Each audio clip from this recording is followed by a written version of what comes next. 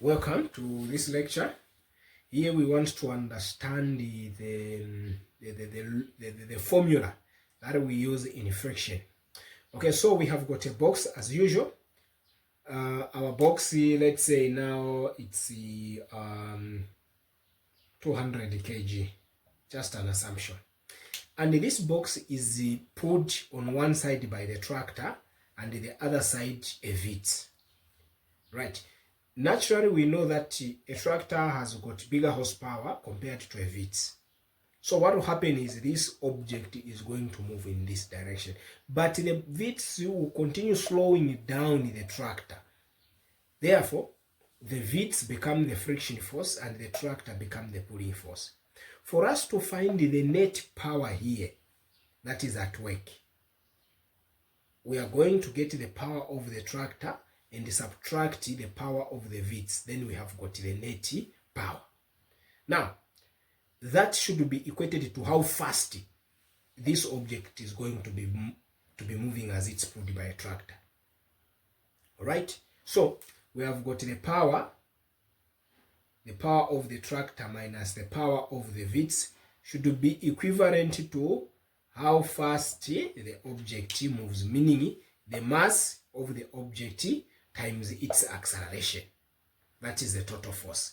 So what we are talking about is the force of the tractor minus the force of the Vitz is equal to mass times the acceleration of this object.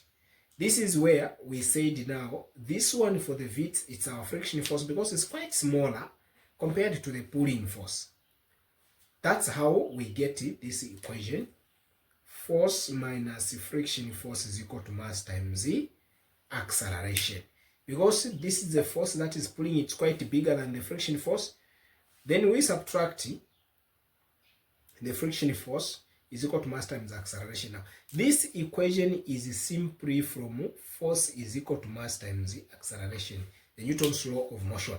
Then this is the net force. For us to get the net force, it's exactly what I was talking about here. To get the net power, we subtract the smaller force from the bigger force, and the bigger force is that, the smaller force is the friction. So that's how we get that equation. Okay.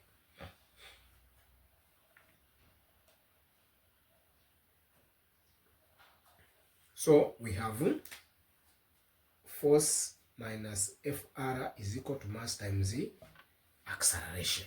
So if you are given this force, you are given the friction force, you are given the mass of the object as it is, you can find the acceleration.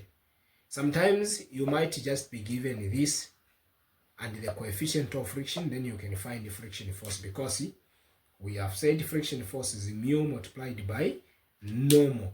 And we understand that normal here is simply equal to the weight of that.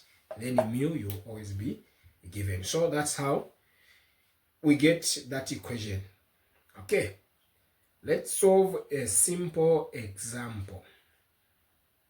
Let's solve a simple example. A box weighing 400 Newton is being put as shown below. Take mu AC, that is the coefficient of friction, static 0.7, and the coefficient of kinetic friction to be 0.3.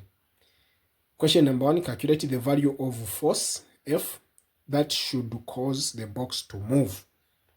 If the force F is maintained, once the box starts to move, calculate its acceleration. Okay, there we go. So they have given us this, which I'm going to draw here. It's on a surface, and it's being put at the angle of 30 degrees, okay, with a force over there. And they have told us that the weight is 400 newtons. Okay, wait. Okay, since the direction of force is in this direction, like in the direction of a tractor, the Vitz is going to go that way. So the Vitz, we know that it's a friction, it always opposes motion. And the normal, we know that if this box weighs 400 Newton, the floor is also going to support 400 Newtons going upwards. So normal is equal to weight. Remember what we said? That was the first thing, only understanding that we said when it's flat and it's pulling, normal is equal to weight. So the normal is going to be 400 Newtons as well. Good. So now they have told us that mu AC is equal to 0.7 and the mu K is equal to 0.3. The first question is calculating the value of F that should cause the box to move. Just from the question, that should cause, meaning at this moment, this box is not moving. This has not yet started pulling. We only have static friction, meaning acceleration is 0. So from our equation of a tractor and a Vitz, remember, we are looking for force, and we have to break this force into its component. F cos 30, F sin 30. Okay. F, okay. So this is F cos 30 minus mu n friction force is equal to mass times acceleration. But remember that from the question that should cause, it means it's not yet moving. This is going to be 0. Therefore, F cos 30, this should be 30, minus mu n is equal to 0. Then we transfer it that way and say F cos 30 is equal to this mu is going to cross the other side, mu n. You get the point? Now, our job here is simple. We know the normal that it's 400 and we know mu static is 0.7. So it is F cos 30 is equal to 0.7 times 400. You see? Therefore, we divide both sides by cos 30. So F is equal to 0.7 times 400 divided by cos 30. Pick your calculator and get the correct answer. I have my most excellent calculator, 0.7. Now, this is the reason why I always recommend this calculator. Okay. I don't need that to go through, you see. I have put that.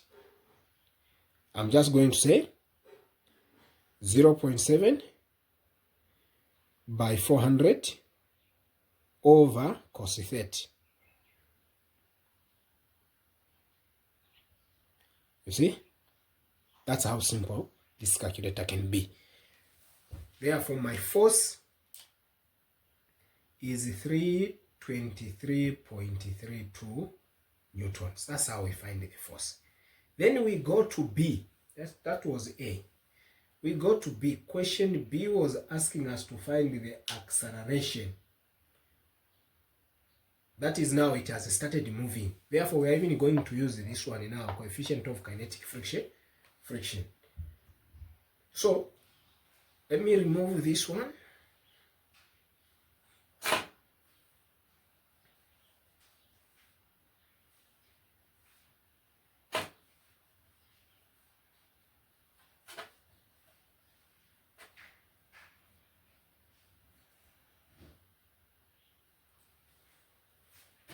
We go back to our equation. F minus FR is equal to MA. Now, the first thing that I'll do, I always like when I reach here to find the friction alone and stuff like that. But we are looking for acceleration. So I'll divide by M, I'll divide by M. Acceleration therefore is equal to F minus FR over mu. Over M. Okay. So F is F cos 30, not so. Minus mu multiplied by normal over mass. Now, there are quite a number of things equal to acceleration. There are quite a number of things here that we don't know. Number one, we don't know the mass. We know the normal, we know the coefficient of friction is that one, we know F. F we just found it was 323 point what? Anyone to remind me? 0.32. It was 323.32. That was our F.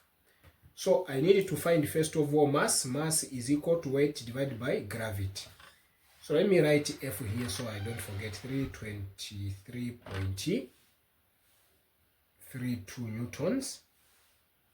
Mass 400 divided by 9.81. Okay.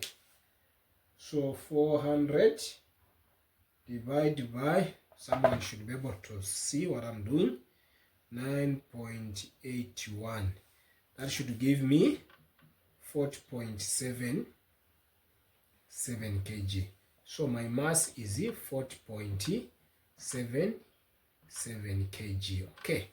So now I have everything and I can put that into my calculator, my wonderful calculator.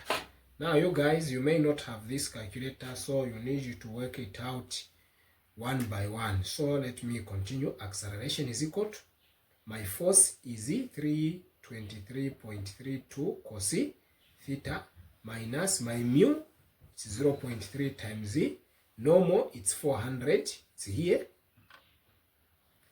divided by the mass is 40.77.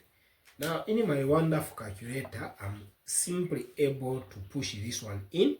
First of all, I'm going to press that, you see, then I'm going to put it, let me first of all open the bracket, no, 323.32 cos 30, I close the brackets, minus